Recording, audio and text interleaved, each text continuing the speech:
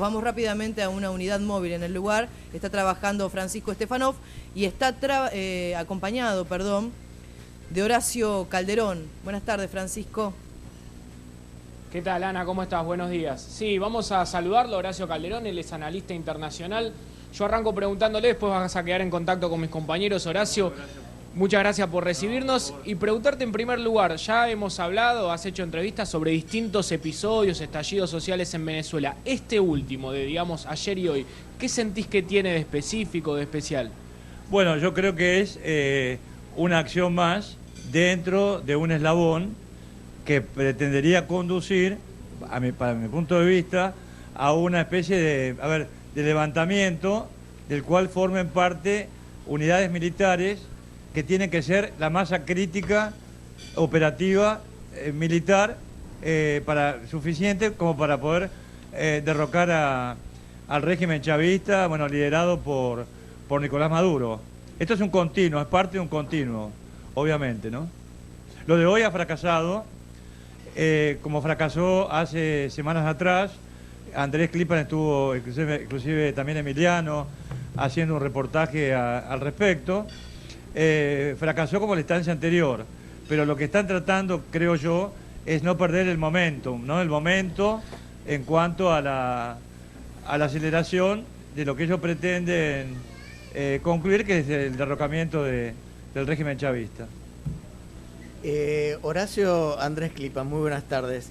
¿Qué tal, Andrés? ¿Creen la participación de algunos servicios de inteligencia o de la CIA, algún servicio de inteligencia norteamericano, digamos, en este fracasado alzamiento? Bueno, yo creo que acá en Venezuela hay numerosas agencias de inteligencia, ¿no? No solamente la estadounidense. Hay de muchos países interesados, incluyendo de Rusia, de China, y esto es una realidad en el terreno. Obviamente, Estados Unidos es un actor que interviene de manera indirecta con el objetivo de que el régimen de Nicolás Maduro, o liderado por Nicolás Maduro, sea derrocado. Lo que yo no veo por el momento probable, a corto plazo, es una intervención militar estadounidense, porque lo que no se tiene en cuenta es que para poder intervenir militarmente en Venezuela, Estados Unidos requeriría movilizar por lo menos 10 divisiones y gran parte de la Fuerza Aérea de los Estados Unidos, además de portaaviones. Con respecto a esto, hay informaciones falsas que están girando en portales, en webs, etcétera, de presencia de portaaviones, de flotas de portaaviones, y los dos únicos portaaviones, que creo que son el 74 y el 76, están en este momento en Estados Unidos o rumbo a Estados Unidos. Yo no veo ningún tipo de despliegue y tampoco creo que sea parte de la agenda de Donald Trump intervenir militarmente en Venezuela, salvo que se dieran circunstancias excepcionales como el estallido de una guerra con algún país vecino, que ustedes saben que he apuntado a Colombia, que es el único actor cercano que estaría en condiciones de incendiar la región, para bien o para mal. Para Horacio, mí, todo esto sería una catástrofe. ¿cuáles son las opciones? ¿Qué puede ocurrir? Bueno, acá lo que uno puede ver, Anaelia, son escenarios, distintos escenarios. Yo creo que el peor de todos los escenarios sería una intervención militar extranjera masiva. Hay gente que dice cómo usted se opone a una intervención estadounidense, pero resulta que hay aviones rusos, que hay presencia militar iraní, que hay terroristas de Irán, del Hezbollah y otros actores no estatales dentro de Venezuela. Entonces, ¿por qué usted se opone a una intervención estadounidense? La respuesta es que Vladimir Putin se ha hecho presente en Venezuela para tener desde ahí una especie de leverage, como dicen en inglés, una especie de herramienta o de palanca de negociación global con los Estados Unidos. Pero Vladimir Putin ni Rusia no están en condiciones de enfrentarse con Estados Unidos militarmente en Venezuela y mucho menos por Venezuela. Horacio, ¿cómo te va? Soy Emiliano.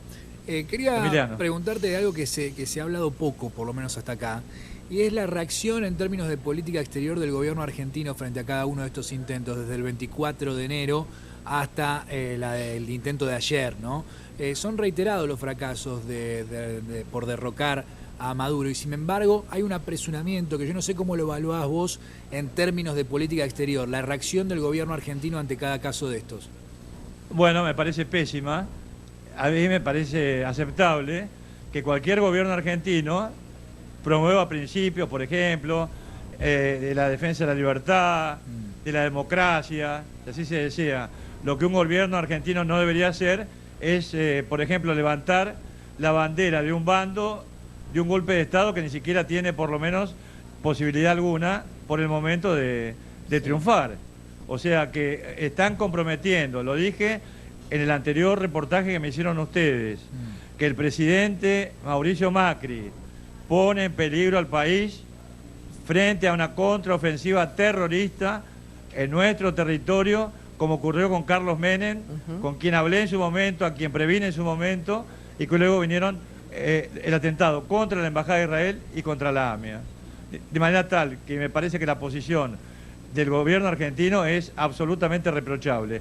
No porque esté a favor de principios que uno puede compartir, de que haya una democracia, etcétera, sino por la forma de proclamar un apoyo en nombre del pueblo argentino, a quien en definitiva representa el presidente de la República, a favor de un señor que ni siquiera sabemos a quién responde, a qué agencia de inteligencia podría llegar a responder una persona que llega al poder, digamos, o intenta hacerse el poder con tamaña celeridad. Y aclaro, sí, que yo, si en algo estoy en contra, es del régimen chavista, ¿no? O sea, yo hago un análisis imparcial, objetivo. Claro, una cosa no tiene que ver con la otra, estamos completamente de acuerdo.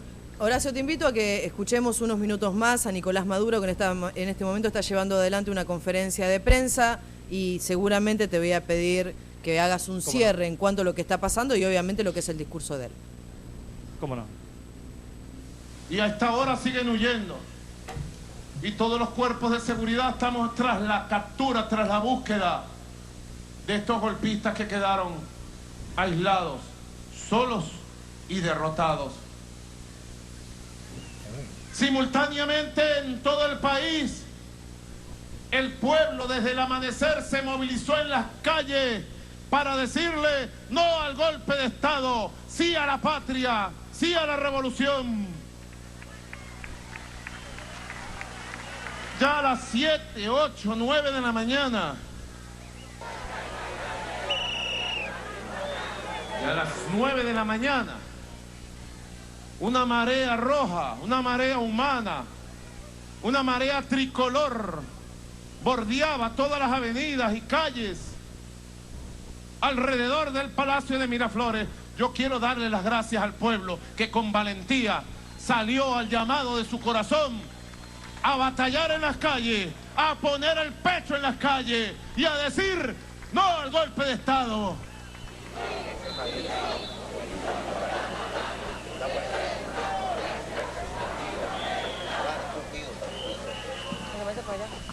Es muy importante entender. Hoy han salido informaciones, oído, desde Washington, declaraciones, Twitter. Parece que hubo mucho nervio en Estados Unidos ayer. Estuve leyendo una crónica que publica un diario internacional, un diario de Europa, describiendo cómo en la propia Casa Blanca, desde el amanecer, estaba el asesor de seguridad, el engañador de Donald Trump, asesor de engaños de Donald Trump, John Bolton. Antes del amanecer, coordinando todas las operaciones del golpe, llamando al gobierno de Colombia para que se manifestara, llamando al gobierno de Chile, de Brasil, de Argentina. Este golpe de Estado que se pretendió ayer, esta escaramuza golpista, la dirigieron personalmente desde la Casa Blanca John Bolton, así lo denuncio. Y pido que se investigue en los Estados Unidos las acciones ilegales y golpistas de John Bolton contra la democracia venezolana. Nervios de punta, mientras el pueblo de Venezuela estaba nervios de acero, en Washington eran nervios de punta. Estaban chorreados, como dice aquí el pueblo. Y después vieron cómo se les desdibujaba, cómo se les acababa su golpe de Estado facturado, dirigido, preparado desde Washington. Preparado, oigan, en esta oportunidad en base a la intriga, al engaño, a la mentira. Ellos dicen que un grupo de altos funcionarios del Estado venezolano estaban en negociaciones con el gobierno de Estados Unidos para darme un golpe de Estado a mí. Lo dicen ellos. Y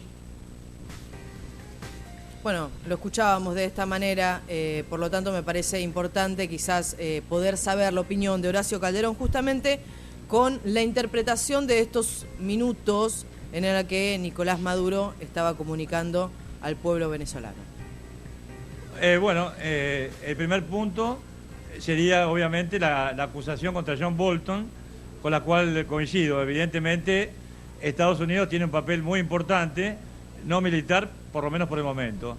Yo creo que el régimen de Nicolás Maduro, estamos hablando de él, del que lidera Nicolás Maduro, no va a ser derrocado a menos que la oposición, en este caso Juan Guaidó, cuente con la masa crítica, repito eso, la masa crítica militar operativa suficiente. Sí. Hay que observar dos regimientos, un regimiento de caballería blindada con asiento en Maracay y un regimiento de infantería mecanizada con asiento en Caracas. Esos son las dos principales unidades de batalla que defienden a Nicolás Maduro y que lo van a defender muy probablemente hasta las últimas consecuencias. Horacio. No se debe esperar que ninguno de los generales que forman parte del alto mando venezolano y a lo mejor los cuadros que lo siguen vayan a llegar a algún tipo de acuerdo porque están comprometidos en negocios irregulares, contrabando, tráfico de drogas, etcétera, lo cual los hace extremadamente vulnerables en un futuro. Horacio, yo estoy convencido. Hace un rato nada más con Emiliano y Ana valorábamos y a ver su opinión. De cara al mundo, al contexto internacional, ¿cómo queda parado el presidente interino Guaidó ante este nuevo fracaso? Bueno, yo creo que él, de alguna forma, este momento, para llamarlo de alguna manera, esta convocatoria que él está haciendo, es para mantener su momento personal. Porque cada intento de Guaidó, como el que fracasó hace semanas atrás, como el que fracasó hoy, evidentemente contribuyen a limar su figura y su capacidad de poder llevar adelante algún tipo de insurrección que termine con este régimen. Porque además hay una cuestión que yo me preguntaba, y creo que con Andrés lo hemos conversado en algún momento de manera privada, y es que, por ejemplo, si Diosdado Cabello, ¿no?, que tiene el poder militar real en Venezuela, derrocara a Nicolás Maduro y fuera él el presidente, ¿qué cambiaría? Absolutamente nada. Y hay medios internacionales que alientan esto, ¿no? Y a esto yo lo llamo catopardismo global, porque en definitiva no cambiaría nada. ¿Y a quiénes hablan?